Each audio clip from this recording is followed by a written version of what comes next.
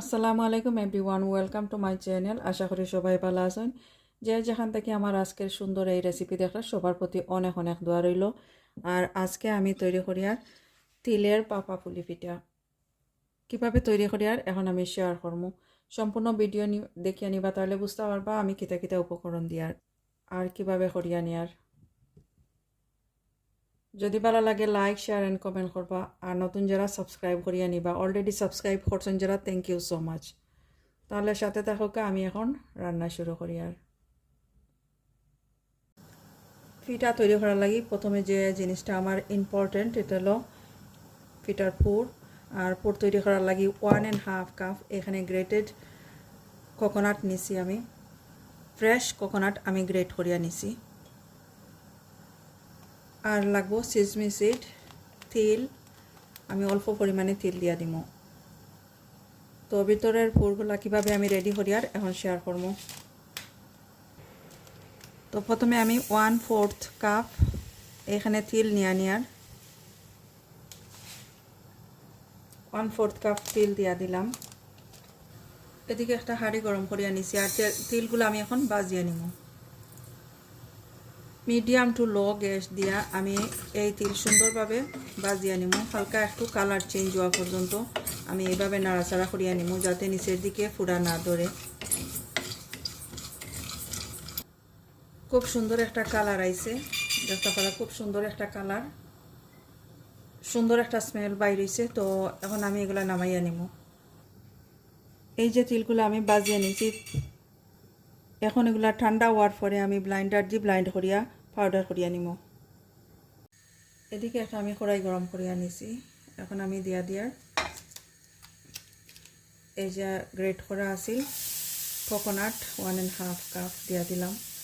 আর এখানের মাঝে bay leaf দিয়ে দিলাম 2 পিস। আর এই যে সিনামন স্টিক দিয়া দিলাম 1 পিস। 1 টিস্পুনের মতো দিয়া দিলাম ঘি। এটা অপশনাল, একটু সুন্দর একটা গ্রান ওয়াল লাগে আমি ঘি দিয়া দিলাম।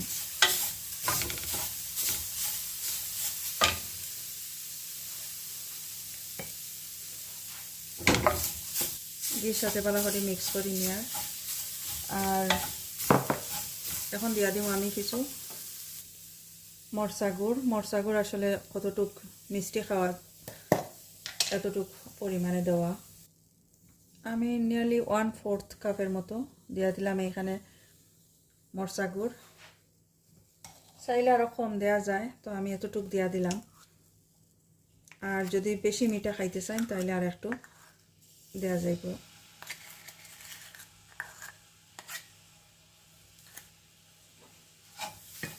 এগুলো ভালো করে এখানে মাঝে মিক্স করে নিয়ে আমি আর গ্যাস দিয়া দিছি মিডিয়াম টু লো।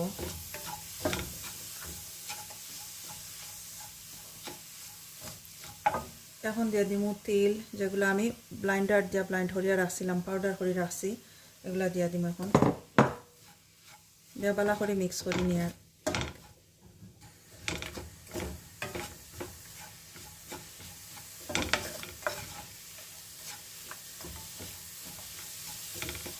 সামান্য একটু পানি দিয়া 1 টেবিল স্পুন পানি দিয়া দিলাম। ভালো করে মিক্স করি এগুলা আমি রেডি করিয়া নিব। এই যে সুন্দরভাবে সব কিছু কুক হয়ে গেছে, রান্না হয়ে গেছে এখন। আর গুড় দিছিলাম, এই যে মরচা গুঁড়ো মেল্ট হয়ে গেছে খুব সুন্দর হইয়া। এখন আমি এগুলা নামাইয়া নিমু, নামাইয়া ঠান্ডা করমু। আর এখন পিঠার ডো রেডি করিয়া নিমু। পিঠা তৈরি করার লাগে আমি একটা হাঁড়ি এইখানের মাঝে বসাইছি। তো এইখানের মাঝে আমি পানি দিয়ার গরম পানি আমি দিয়ার, চাইলে ঠান্ডা পানিও দেওয়া যায়। তো গরম পানি দিয়ার খুব তাড়াতাড়ি যাতে ফুটিয়ে উঠে। তো 2 কাপ আর আধা কাপ আমি দিয়ার 2.5 কাপ আমি পানি দিয়া দিলাম। সল্ট দিয়ার 1/4 টিস্পুন। তারপর এখানে মিক্স করি নিয়ে একটু পানির বলক উঠে গেছে। এখন আমি রাইস ফ্লাওয়ার অ্যাড করিয়ার 1 কাপ দিয়া দিলাম। যতটুক লাগবো আসলে আমি অতটুক দিয়া দিমু। 2 কাপ আমি রাইস ফ্লাওয়ার দিছি, তারপরে এখানে একটু মিক্স করে নিয়ার, যদি মনে হয় আরও লাগবো তাহলে আর একটু দিয়া দিব। আর বেশি শক্ত ডো আমি তৈরি করতাম না, তো এই কারণে পর্যাপ্ত পরিমাণ পানি দিয়ে এগুলা রেডি করে নিব। আর পর্যাপ্ত পরিমাণ চালের গুঁড়া দিয়ে দিব।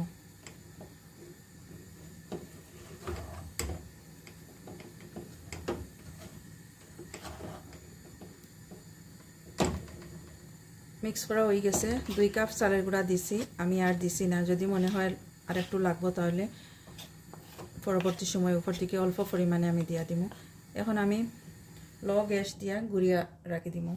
লো গ্যাসে আমি কাবার করে রাখি আর 5 মিনিটের লাগে। 5 মিনিট হয়ে গেছে, এখন আমি এগুলো নামাইয়া নিব।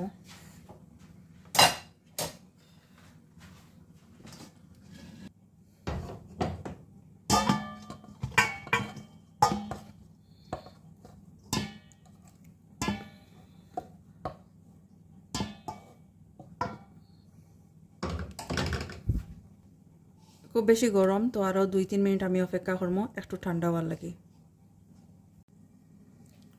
কিছুটা ঠান্ডা হয়েছে, তো আমি একটা ডো তৈরি করিয়া নিব, ভালো করে মাখাইয়া।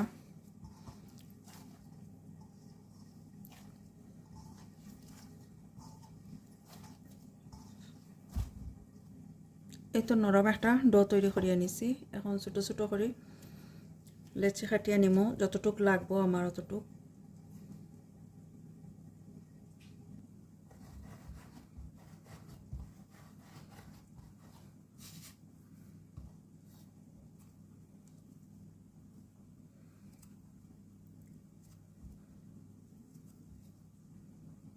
এতো এইভাবে করিয়া নিলাম। এখন একটা ডো নিয়ে আমি এইভাবে হাতের মাঝে একটু রাইস ফ্লাওয়ার লাগাইমু, চালের গুঁড়া লাগাইয়া এইভাবে একটা বাটির মতো তৈরি করিয়া নিমু, লম্বা শেপের দিয়া। যেহেতু আমি পুলি পিঠা তৈরি করি আর এই কারণে একটু লম্বা শেপ দিয়ার, আর সাইড একটু পাতলা করে দিয়ার।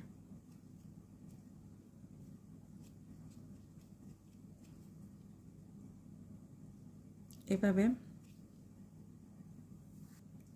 এখন কিছু নারিকেল যেগুলো আমি রাখছিলাম রেডি করিয়া, এইখান থেকে আমি কিছু দিয়া দিয়ার, পর্যাপ্ত পরিমাণ যতটুকু এইখানের মাঝে জায়গা হইব অতটুকু দিয়ে একটু আস্তে আস্তে এইভাবে চাপ দিয়া দিলে দেখা যাইব সুন্দর হয়ে এইভাবে সেটেল হইব।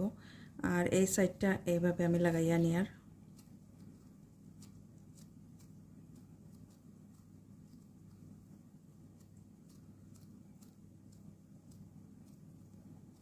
এইভাবে লাগাইছি। এখন যদি এইভাবে ডিজাইন করিয়া দিতে পারেন তাহলে তো বালা যারা ডিজাইন করতে পারেন না তারা এইভাবেই রাখতে পারবা, কোনো অসুবিধা নাই। আর এই জিনিসটা যাতে একটু চাপ দিয়া দেওয়া হয়, অনেক সময় দেখা যায় বাফে দিলে এগুলা কুলিয়ে আইব। আর কাটা চামচ দিয়েও এইভাবে একটু ডিজাইন করিয়াও দিতে পারবা সাইডটা।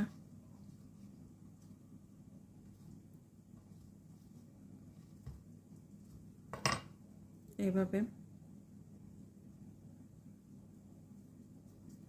তো বাকিগুলো আমি এইভাবে করিয়া নিব। সবগুলা পিঠা আমি তৈরি করিয়া নিছি। আর এখানের মাঝে 3 ধরনের ডিজাইন হয়ে গেছে। এইটা দেখতে পারো একটা খুব সুন্দর ডিজাইন। আর এই যে ছোটো ছোটো করিয়া আমার ছোটো মেয়ে আইসইন, আইয়া আমার সাথে পিঠাগুলা করছইন, তো এই কারণে 3 জাতের হয়ে গেছে। তান পছন্দ মতো করিয়া নিছইন। তো এগুলো আমি এখন ভাপ দিয়া নিব। তো এখানে একটা হাঁড়ির মাঝে বেশ কিছু পানি দিয়া দিছি, এগুলা বয়েল করে নিয়ার।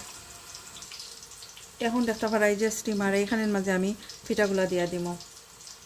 এখানে দেওয়ার আগে আমি অল্প পরিমাণে ঘি এখানে ব্রাশ করিয়া দিব, যাতে খুব তাড়াতাড়ি পিঠাগুলা নিচ থেকে উঠে যায়। এখানে মাঝে একটু ঘি লাগাইয়া নিছি। আর এই যে ব্রাশ আছে, ব্রাশ দিয়ে এইভাবে ব্রাশ করে নিয়ার সব দিকে।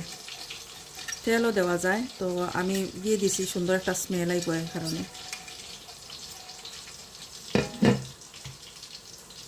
যে পিঠাগুলো একটু বড় সাইজ করি আমি করছিলাম, এই পিঠাগুলো আমি প্রথমে দিয়া দিয়ার। বিসমিল্লাহ।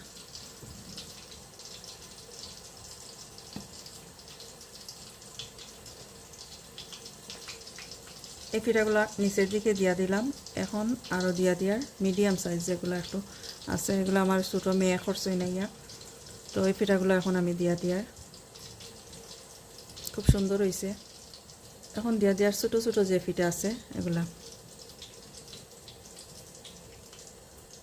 এই যে দেওয়া শেষ হয়ে গেছে। এখন আমি এই যে হাঁড়ির মাঝে পানি গরম হয়ে গেছে, এখন আমি এখানে মাঝে দিয়া দিব এইভাবে কাবার করিয়া রাখবো 30 মিনিটও লাগে। এই যে একটা ছিদ্র আছে এখানে মাঝে একটু ডো লাগাইয়া দিব।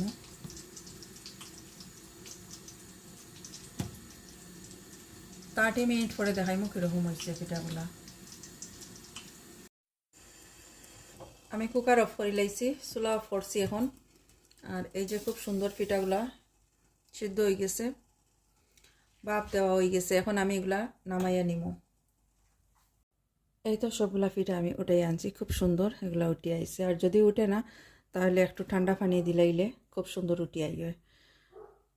তো দেখতে পেলা খুব সুন্দর হয়েছে পিঠাগুলা। আমি এখন একটা বাঙ্গিয়া দেখাইমু কীরকম হয়েছে, ভিতরটা কীরকম হয়েছে আমি একটা বাঙ্গিয়া দেখাইয়া।